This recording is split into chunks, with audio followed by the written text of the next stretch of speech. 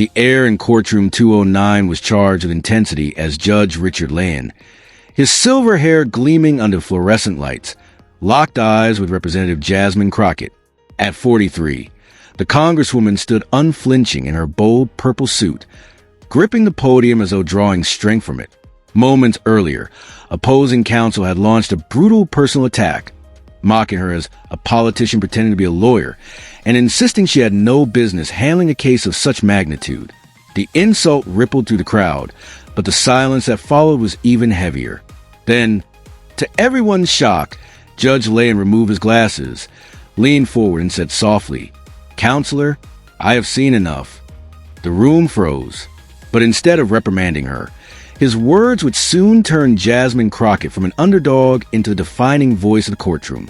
The case, Barrow v. NextGen Industries, had gripped Washington, D.C. journalists, legal analysts, and citizens packed the benches to witness a showdown between power and principle. The corporate defendants were represented by the famously arrogant Maxwell Richardson, whose tailored suits and smooth confidence commanded attention.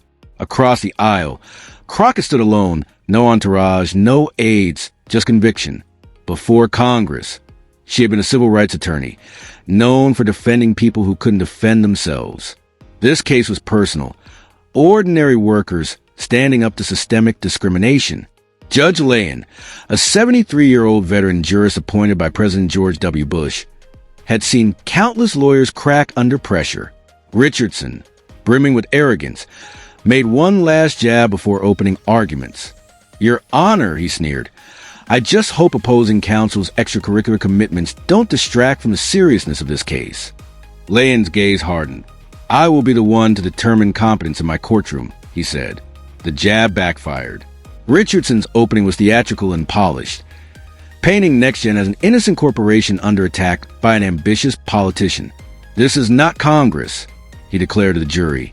"This is a courtroom where evidence, not politics, matters." But when Crockett rose, her calm command silenced the room. "This case isn't about me," she began. "It's about Sandra Barrow and 17 others who worked hard, performed well, and were denied opportunity." She held up stacks of documents, performance reviews, promotion records, and evidence of discrimination that spoke louder than any speech could. When Richardson tried to twist evidence on cross-examination, Crockett cut him off with precision. "Objection, Your Honor. Counsel is mischaracterizing the record." Judge Lane's gavel struck. Sustained. In that moment, the smirk vanished from Richardson's face. Crockett wasn't just defending her clients. She was redefining power in that courtroom. The tension in courtroom 209 was electric as both attorneys approached the bench. Maxwell Richardson, brimming with confidence, handed a document to Judge Richard Lane. The judge examined it closely, his expression darkening. "Mr. Richardson," he said, his tone sharp, "this document is dated April 15th. Ms. Barrow's HR complaint was filed March 30th. Are you attempting to mislead this court?" Richardson paled. "Your Honor, there must be some mistake." Judge Lane's glare hardened. "Return to your tables." Objection sustained. As they sat, Jasmine Crockett remained composed, while Richardson appeared visibly shaken, a rare sight. It was a small win, but the war was far from over. After lunch, Crockett called Patricia Williams, NextGen's HR director, to the stand. Still employed by the company, Williams was visibly nervous. Crockett's tone softened. "Ms. Williams, how long have you worked at NextGen?" 22 years, she answered quietly. "During that time, did you receive complaints about promotions from any of the plaintiffs?" "Yes, several." "And what did you do with those complaints?" "I forwarded them to senior management, as required." "And how did management respond?" "Objection," Richardson barked. "Calls for hearsay." "Your Honor," Crockett countered smoothly, "these communications qualify as business records." Judge Lane nodded. "Overruled. The witness may answer." Williams exhaled. There was rarely a response. When there was, it came as a generic email saying no action was needed. Crockett held up another document. "Plaintiff's Exhibit 27. Ms. Williams, is this an email from CEO Robert Thompson?" "Yes." "Please read the highlighted section." Williams hesitated, then read aloud. These complaints are becoming a nuisance. Handle them however you need to, but make them go away. Some people should be grateful they have jobs at all. A gasp rippled through the courtroom. Richardson jumped up. Your Honor, this email lacks context. Do you have any evidence supporting that claim? Judge Lane asked dryly. Richardson faltered. We will provide that later. I'm sure you'll try, the judge replied. As the day continued, Crockett's evidence mounted. Testimony by testimony, document by document, revealing a clear pattern of systemic discrimination. Desperate, Richardson tried to exclude her next witnesses on a filing technicality. Judge Lane shut him down, exposing his own repeated late filings. By day's end, Richardson's confidence had evaporated. Crockett's case, once dismissed as symbolic, was now a genuine threat.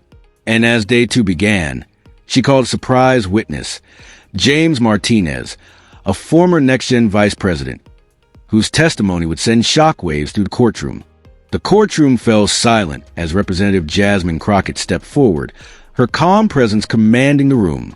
Your Honor, she began, Mr. Martinez contacted my office voluntarily 2 weeks ago. I promptly notified opposing counsel in accordance with Rule 26 Supplemental Disclosure Requirements. Judge Richard Lane nodded once. Objection overruled. Proceed. Crockett opened a folder and handed it to the witness. Mr. Martinez, I'm showing you what's been marked as Plaintiff's Exhibit 42. Can you identify this document? Martinez examined the pages. Yes, these are the minutes from the Executive Promotion Committee meetings from 2018 through 2022. And you attended these meetings? Yes, I was a voting member. Crockett approached the bench. Your Honor, the plaintiffs moved to enter these minutes into evidence. Richardson sprang up. Objection. These are privileged corporate records. Mr. Martinez had no right to remove them. Crockett responded evenly. Your Honor, these were emailed to all committee members as part of standard company practice. Mr. Martinez simply retained his copies. After reviewing the documents, Judge Lane ruled, objection overruled. The documents are admitted. Crockett turned back to the witness. Please refer to highlighted portions on pages 17, 34, and 52. Martinez faced the jury. These records show discussions where qualified minority candidates were passed over with notes like, not a cultural fit, or not ready for advancement, even when their performance reviews exceeded those promoted. And in your judgment? Crockett asked. They demonstrated consistent bias. Minority employees were judged by a different standard. Richardson began a sharp cross-examination. Mr. Martinez, you were denied a promotion yourself, correct? Yes. So this is personal? I was disappointed. But I'm here because what happened to these employees was wrong. Richardson smirked. And you've conveniently aligned with a high-profile congresswoman, hoping for political favor. Crockett rose instantly. Objection. Counsel is badgering the witness. Sustained. Judge Lane said firmly. Richardson tried again. You've accepted a new job, haven't you? With a competitor? No, Martinez replied. I've joined Education for All, a nonprofit. Isn't Representative Crockett a known supporter of that organization? Richardson pressed. Crockett calmly objected again. Your Honor, Education for All enjoys bipartisan support. This line of questioning is irrelevant. Judge Lane allowed limited inquiry, but quickly cut Richardson off when Martinez confirmed he'd accepted the job before agreeing to testify. By midday recess, the damage was done. Martinez's testimony and the damning promotion records had gutted NextGen's defense. Reporters buzzed in the hallway. Crockett wasn't just surviving. She was winning. When court reconvened, Richardson made a desperate gamble. Your Honor, the defense moves for a directed verdict. Representative Crockett has failed to prove discrimination. Judge Lane barely looked up. Motion denied. Proceed with your next witness, Representative Crockett. Richardson's jaw tightened. The balance of power in courtroom 209 had shifted, and everyone knew it. The courtroom gasped as Maxwell Richardson broke decorum, his voice rising with frustration. This court appears to be showing bias toward Representative Crockett. Is it because she's a sitting member of Congress? The room froze in disbelief.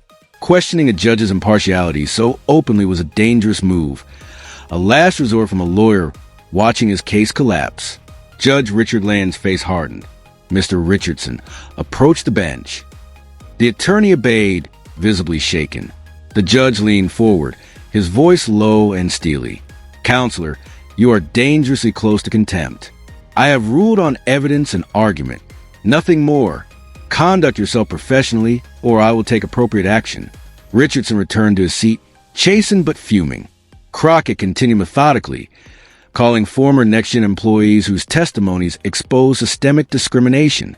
Each witness reinforced her case, until by late afternoon, she had built an unshakable foundation.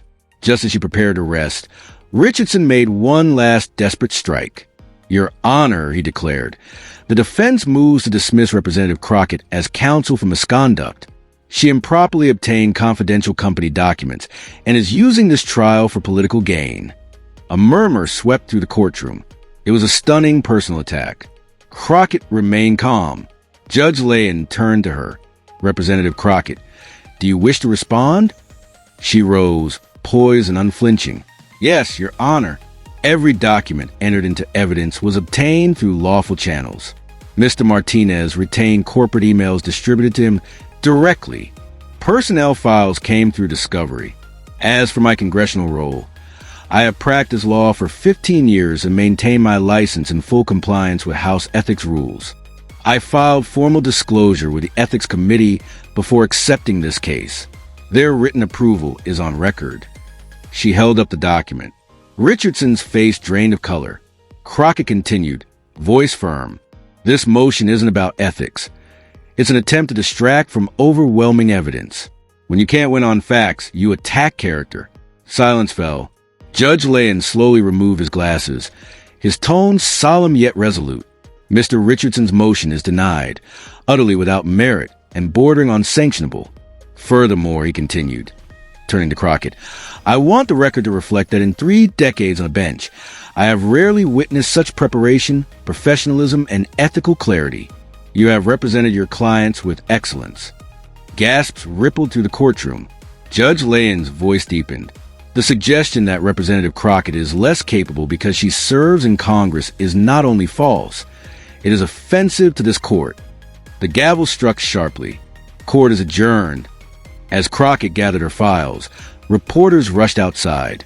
Richardson exited in silence, but when Jasmine Crockett emerged moments later, the courthouse steps erupted in flashes and cheers.